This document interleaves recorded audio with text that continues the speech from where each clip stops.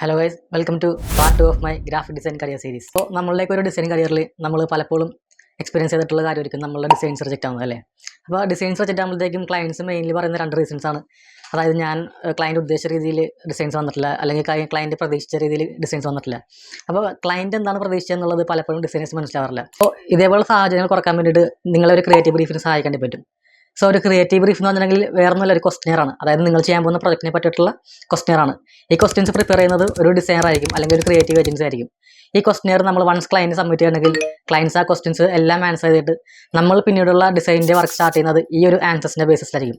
So ഇങ്ങനെ clients തരുന്ന ആൻസേഴ്സിൻ്റെ ബേസിസിൽ നമ്മൾ ഡിസൈൻ സ്റ്റാർട്ട് ചെയ്യുന്നതുകൊണ്ട് തന്നെ ക്ലയൻറ്റിൻ്റെ എക്സ്പെക്ടേഷൻ എന്താണെന്നുള്ള അറിയാൻ പറ്റും. സോ ഈ രീതിയിൽ നിങ്ങൾ ക്രിയേറ്റീവ് ബ്രീഫ് വാങ്ങിച്ചിട്ടാണ് ഒരു വർക്ക് സ്റ്റാർട്ട് ചെയ്യുന്നതെങ്കിൽ നിങ്ങളുടെ ഡിസൈൻസ് റിജക്റ്റ് ആവാനുള്ള ചാൻസ് വളരെ കുറവായിരിക്കും. സോ അതേപോലെ ഒരു ക്രിയേറ്റീവ് ബ്രീഫ് ഞാനും പ്രിപ്പയർ ചെയ്തിട്ടുണ്ട്. നിങ്ങൾക്ക് ഞാൻ ആ ക്രിയേറ്റീവ് ബ്രീഫ് ഇൻബോക്സ് ചെയ്യാൻ വേണ്ടിയിട്ട് എൻ്റെ വീഡിയോയുടെ ഇടയിൽ ക്രിയേറ്റീവ് ബ്രീഫ് എന്ന് കമൻറ്റ് ചെയ്യുക. That's all for today. Stay tune to designer to watch more.